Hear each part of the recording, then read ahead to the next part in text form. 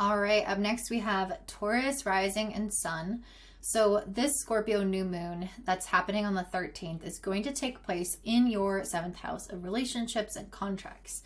And it is going to be, like I've been saying, a pretty crazy new moon where it might be a little volatile. And I'm really feeling like this is going to be helpful for you though. There is a really strong energy around working with others that I'm seeing come through, but I'm going to get into that in a second. So one of the things that is interesting about this new moon is that it is a T-square. So Mars is conjunct the sun and moon in Scorpio in your 7th house. And then these three planets are opposite Uranus in your 1st house. And then both of these are squaring Black Moon Lilith in Leo in your 4th house. So actually down. So maybe I'll put a picture of the chart and in the overview section where I talk about what this new moon looks like in general, and I would definitely recommend watching that because it's very in depth. So a T-square builds up a lot of energy, and especially with Mars opposite Uranus, it does have that volatile quality to it where we are a little bit more impulsive. Things are coming up to the surface in different areas of our life, and we're kind of wanting to take action and initiate new things. So if we have been kind of, drumming our fingers, if we've been delaying on things in our life, if we've been uncertain about how we feel about someone or something, if we want to work with somebody or not, or if we want to accept that contract, or what we want our life to look like, especially in regards to other people fitting into that equation, I really feel like clarity is going to come to you now. Your planetary ruler, Venus, is also making a sextile, an exact sextile to Mercury, which is in Sagittarius. Venus is also in Libra right now. So your planetary ruler is really strong. She's doing great. She loves to be in Libra. She's also getting a lot of clarity and adaptability from her aspect to Mercury. She is coming in open-minded, curious, willing to talk, willing to consider things. And I think that's going to help you at this period of time also embody those qualities, which is helpful because this is a quite agile, or not maybe agile, but a lot of movement, dynamic type of new moon with Mars, the planet of action, of motivation on the new moon, and Uranus opposite it, the planet of change and stimulation and surprise. So there's going to be things that might throw you for a loop. There's going to be things that you might need to change the way that you do things and your behavior that you typically do. And for a Taurus, that's not always the easiest, I will say. You guys are a fixed sign like Scorpio. You do tend to have momentum in an area and keep doing that one thing well. But that doesn't always mean it's the right thing. And so this eclipse can actually draw out the need to make some behavioral changes and modifications, especially in your relationships and the way that you show up in relationships. So really the change is happening within you, but that's ultimately affecting your relationships. And so I think that there's something here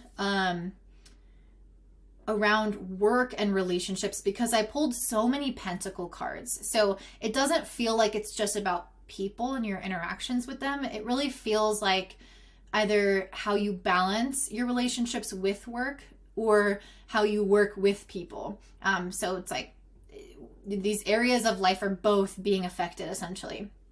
And I think part of the reason is also because your ruler, Venus, is in your 6th house of work. So there's something here where I feel like you guys are maybe needing a little bit more boundaries, especially because I pulled this Emperor card and the Chariot card.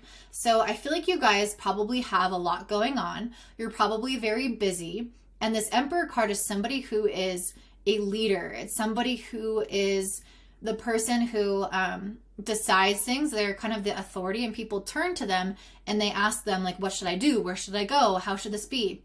And so I feel like you guys are needing to come into your leadership energy even stronger. And that's not to say that you aren't, because Taurus do tend to be very autonomous and they tend to take care of their shit. Let's just say that. They are the leaders of their lives. But there's something about that where I think you can add more of that energy into your relationships because you are ruled by Venus. So sometimes there are qualities where you might just go with the flow in relationships and you might just kind of let things be.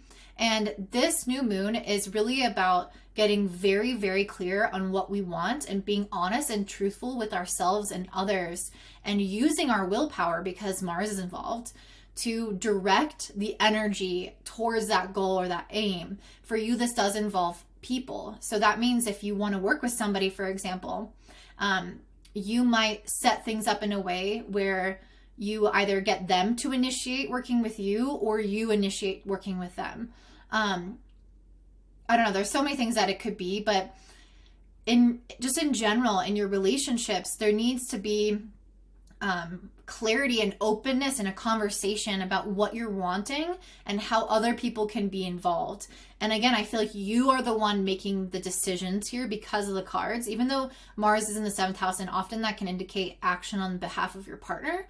But because I'm pulling these cards, I'm getting the feeling that it's you, especially because this is opposite Uranus in your 1st house, which is all about your freedom, your desires, moving towards your authentic goals and dreams. So with this Chariot card, this is a card of willpower and directing our, again, focus and energy. So I think that you guys need to get a lot of clarity on what you want, direct your focus energy there, ask for what you want, have those conversations. Again, I think you might be wanting to work with somebody, or there might be some kind of new opportunity to make friends, or some opportunity to put yourself out there and collaborate in some way, or maybe share a common interest, common goal. But there's something here where I feel like you're coming together with people and you're needing to say yes to those opportunities. And if you have been worried at all, if you've had limiting beliefs at all around doing this, I think it's time to confront that, especially because this new moon is making a square to Black Moon Lilith in your 4th house. So there may be ways in which you have kind of stayed inside of your comfort zone when it comes to relationships. And that looks different for everybody. Everybody's comfort zone is very unique. So just think about that, and think about your family, the way that you grew up, and the kind of things that you saw in that environment, and how your comfort zone is probably somehow molded around those experiences in early childhood.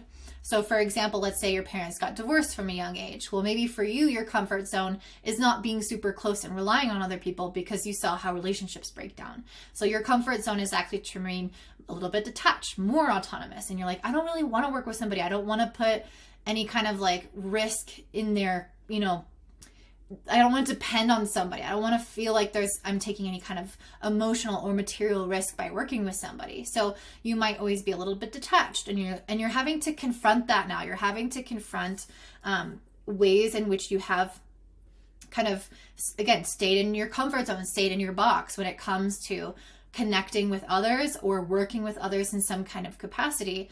And it's asking yourself to move beyond that. This new moon is trining Neptune 11th, so it wants you to grow your community. And I see that especially with this wolf card. Wolves are part of a pack, so you guys are meant to be connecting with maybe new people, or maybe your friends can have something to add about the way that you can show up differently in relationships. But it's definitely a time to be open to listening to other people's opinions, to let people into your life, to depend on others more, to work with others, but to do it in a different way than you've typically done it, especially with this Uranus card and with Uranus in your 1st house. The way that you have connected, the way that you've made friends, the way that you've relied on people up to this point in time isn't going to keep working. You need to shift something. You need to change the way that you do these things. And I think you'll probably know with this new moon being in Scorpio, which is very psychologically aware. I think you're going to know what the problem is or what the pattern is that you need to change. So finding an unexpected or unusual way of doing something, and you might have something happen in your life that is unexpected. You might have an opportunity come up to work with somebody, for example, that's unexpected. And you normally wouldn't do that, but then you say yes. So it's like it could happen kind of already for you, or you might have to bring the self-awareness and decide, this is what I'm going to change. I'm going to go reach out for this thing, because this is a quite active new moon with Mars involved. So that is what I'm seeing for you guys. It's time to get over any limitations, especially fear around trusting or connecting or relying on people, depending on people.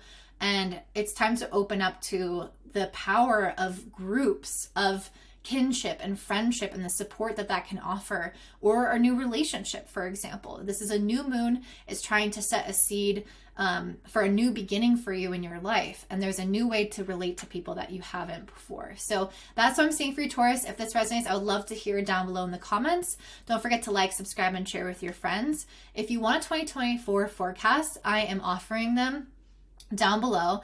It is a long reading. It's at least an hour and a half where we meet in person and we go over everything you can expect month by month, and we have cards and everything for each of the months. So it's a very thorough reading, and I would say a very helpful way to kind of enter into the new year and know what to expect and how to best take advantage of that energy. It's been, obviously astrology has been very helpful for me, which is why I'm an astrologer. So I highly recommend having the forecast. So I hope to see you guys back here, and I hope you have a beautiful day.